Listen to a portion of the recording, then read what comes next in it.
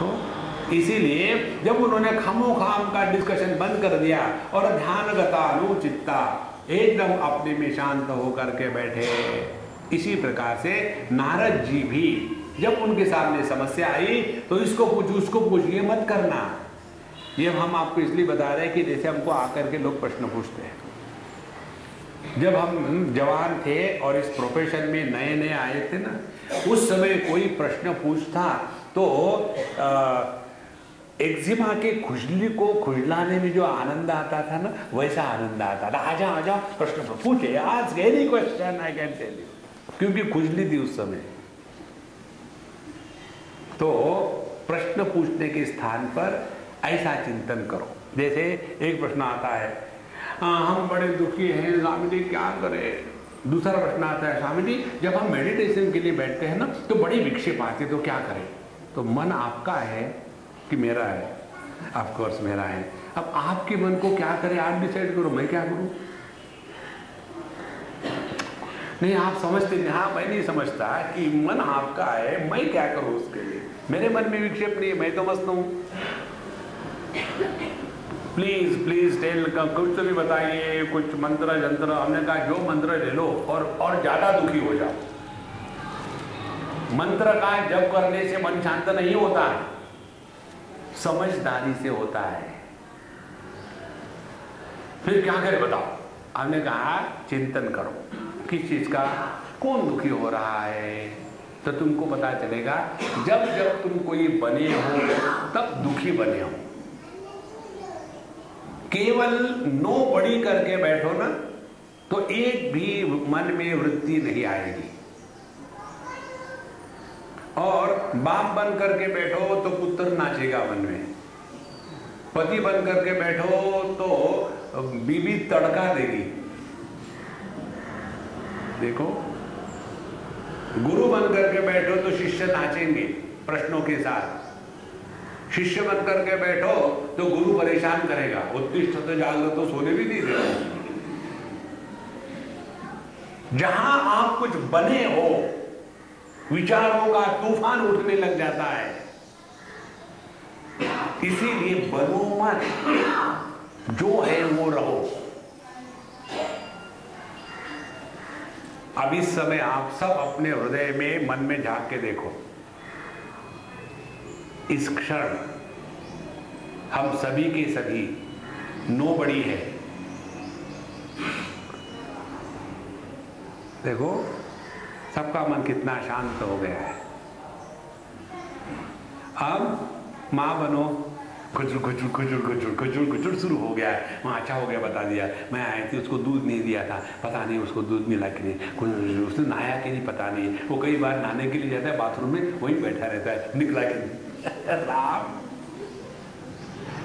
ये मुझे मालूम है, सब कैसा पता चलता है, माता है आके मुझे बताती है। स्वामी जी आप बताओ, ऐसा यदि आपका लड़का हो तो आप क्या करें। कैसा लड़का, वो कई बार जाता है बाथरूम के लिए और कमोड पर बैठा ही रहता है, आता ही नहीं घंटे घंटे।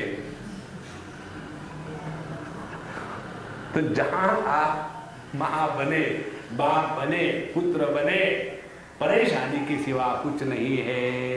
इसी प्रकार से नारद जी ने केवल अपने अंतःकरण में चिंतन प्रारंभ किया कि इनकी ये जो समस्या है, मां जवान है और पुत्र बूढ़े हैं, इसका क्या कारण है।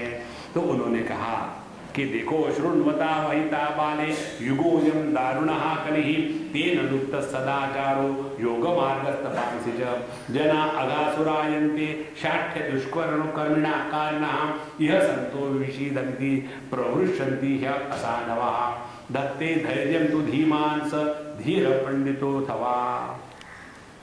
उन्होंने कहा कि देखो हे कन्या, महत्व की बात सुनो। क्या, इसमें किसी का भी दोष नहीं है। पहला सिद्धांत नारद जी हम सबको बता रहे हैं। अपने जीवन की समस्या को लेकर के अन्य को बदनाम करना, ये हमारी सबकी डिफॉल्ट सेटिंग है। देखो, हम यदि माँ है तो दुख का कारण बच्चा है, हम यदि पति है तो दुख का कारण पत्नी है। देखो, तो हमको तो विचार करने को टाइम ही नहीं लगता, फटाक से उनके कारण ये हुआ, उनके कारण ये हुआ। जब तक कि हम अन्य को कोसते रहेंगे, दोष देते रहेंगे, तब तक के हम अंतर्मुखी नहीं हुए। और इसीलिए ये अत्यंत सावधानी से रहना है। तो साधना क्या हो गई? भक्ति की साधना। भक्ति की साधना में जो भगवान का भक्त है वो किसी को भी दोष नहीं देता। जहां हमने अन्य को दोष दिया वहां हम गड़बड़ हो गए। लेकिन कोई ना कोई तो इसका कारण होना ही चाहिए ना। अच्छा, कौन है? काल है। अब काल को ढूंढते रहो, काल किसी को नहीं मिलता। इसीलिए इस कलियुग में दोष इसका ही नहीं है। और इस कलियुग के कारण तेन लुप्त सदाचार रहा, इसीलिए यहाँ सदाचार खत्म हो गया, योग मार्ग तपस्या खत्म हो गई है, और सभी के सभी दुष्कर्म में लगे हुए अघासुर है, और सत्पुरुष जो है उनको सब जगह परेशानी मिलती है, और जो चोर उचक्के हैं वो बड़े बड़े ऊपर के स्थानों पर जाकर के बैठते हैं, और ये ऐसा ही चलता रहेगा। और इसके कारण तुम्हारे जो पुत्र है इनकी उपेक्षा हो गई है। ध्यान से सुनना, हमारे देह का पोषण होता है अन्न के खाने से, उसी प्रकार से हमारे मन का पोषण होता है वृत्तियों के द्वारा। यदि हमने भूत और भविष्य इन दोनों प्रकार के वृत्तियों को बंद कर दिया तो मन गायब हो जाता है और केवल चेतन सत्ता प्रकट हो जाती है। देखो, तो इसी प्रकार से यहां कहते हैं कि यह जो आज का कलियुग का समय है, इसमें किसी को भी ना तो वैराग्य है ना तो ज्ञान की इच्छा है। और इसीलिए यह जो ज्ञान वैराग्य बूढ़े हो गए हैं, माने केवल बुढ़ाऊ लोग समझते हैं कि ये जो सत्संग है ना, अभी से क्या जाना है बेटा सत्संग में, जब बूढ़े होना तब जाना। माने जब बैठ नहीं सकते तब मेडिटेशन करना। जब याद नहीं रहता, बहू मैंने खाना खाया क्या, 25 बार खाया है, 26 बार पूछा है, अब क्या करूं मुझे याद नहीं रहता। जब ऐसी बुद्धि हो जाती है तब जाकर के हम भगवान का नाम लेने का सोचेंगे और शुरू करेंगे। ओम, कौन सा जप था मेरा, कौन सा मंत्र था, ओम नमः शिवाय था कि श्री राम जय राम जय राम, परेशान शुरू। हमारे बंबई में एक बुढ़ाऊ कपल है, बड़ा प्यारा है, पति हर चीज को भूल जाते हैं।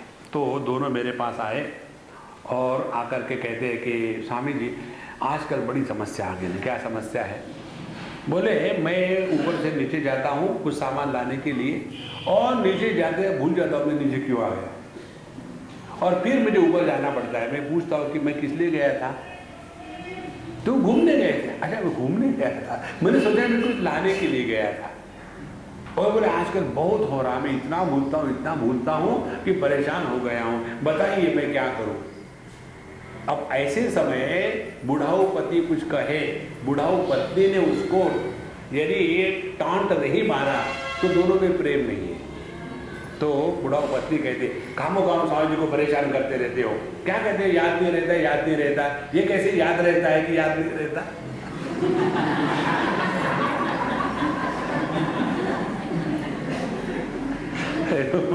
जब ऐसी स्थिति आ गई तब जाकर के हम सत्संग करेंगे, पाठ करेंगे, याद रखेंगे। इसीलिए हमारा जो मन है ना तो ज्ञान के प्रति है ना तो वैराग्य के प्रति है। और ज्ञान वैराग्य, यहाँ जो दो पुत्रों की उन्होंने कहानी बनाई है, ज्ञान वैराग्य नाम की कोई वस्तु नहीं है। ध्यान से समझ लेना।